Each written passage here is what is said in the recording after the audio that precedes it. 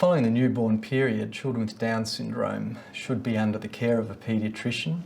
They will enlist the services of early intervention programs, and usually families will come into contact with physiotherapists, occupational therapists and sometimes speech therapists to deal with the various issues. The goal of early intervention is for them to teach you to teach your child. So usually in early intervention there's a physiotherapist, a special ed teacher, occupational therapist, speech therapist, and you access those as your child needs them. When Charlie first started, he was probably about 6 weeks old, so it's kind of very young to be doing much, but the physiotherapist tried to work with him just in terms of having him spend some time on his tummy and things like that. So building up to try and increase his strength in his body, because they're Down syndrome, they're known for being low muscle tone.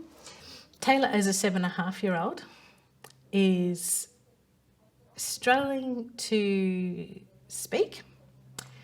He has probably, if I had to pick a number, maybe about 50 words that he says really clearly. He signs, however, magnificently. He can sign about 500 words. So he can communicate. From the time he was 2, we started other private speech therapy. He's at the stage where he works to try and communicate verbally as well as sign language. So we did a couple of sign language classes as well with him, so that he wasn't frustrated when we weren't able to understand some of the things he would say. We were blessed to be given a couple of fabulous therapists, one of which I still works with Taylor today. They all knew a lot more than just their field. So the speech therapist would be talking to me about physiotherapy and vice versa, and they knew resources out there, and they were committed. Having a lot of positive support around you as a family is a really good thing. Having supportive grandparents, making sure they're hearing the same accurate information as you. If you can, if you're up to it, to ring your association and speak to someone on the other end of the phone, which will be another parent who has walked in your shoes. We have a good team of support now. I still use addict therapists. We receive respite, which was a hard decision to follow that through because he's still young, he's 7.5, and I would generally think twice about putting any young child with a stranger.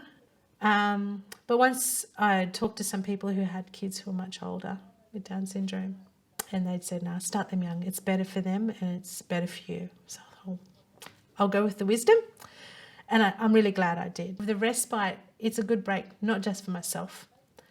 It's a good break for Taylor, where it's, again, just about him now that he's got 2 siblings.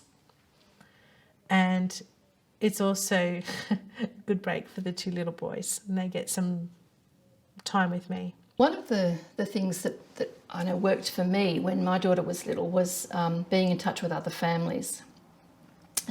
Other mothers in particular got tremendous amount of information from them. I also have an informal but no less supportive network of fellow mums. Each of us are able to tell each other, well, I've heard about this, I've heard of this respite agency is now come online to offer vacation care or to offer after school care, this kind of thing. So, or even to recommend, we share babysitters. We have a team of babysitters that we share between us because we've trained them up. They can actually handle our kids. They don't mind that the kids are older and some of them aren't toilet trained. There were people who just started dropping into our life as they heard that we had this diagnosis, who had either dealt with kids with Down syndrome or who actually had kids with Down syndrome, and gradually that started to build us up. When I visit a new family, I often take a little family booklet of things that we've done over our family's life, things like, going on skiing trips and family weddings and all those sort of things, so that families can see that we have done just things like every other family. And the fact that my daughter has Down syndrome has probably benefited our family in amazing ways rather than being something that's prevented us from doing anything. It's very important for children with Down syndrome, as for any child, to have an active and full life, to be involved in family activities, to go to school, to have interaction with other children. These are all just as important for a child who has Down syndrome as any other child. Children with Down syndrome usually attend regular schools with extra help, but sometimes attend special schools, and this is very much dependent on services available locally and decisions of parents and teachers and paediatricians who look at these issues. We had looked around at different possibilities for Charlie looking at to school, but when we went to Clark Road, I just got such a good feeling about that school and what they would do for children, and the children were sitting there and they were all working, they were very happy.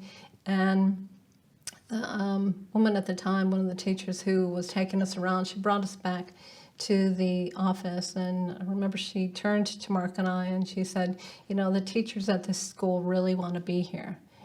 And I just got goosebumps because I thought, yeah, that's the feeling I got. And so from there we knew early on in the piece that we wanted Charlie to go to that school.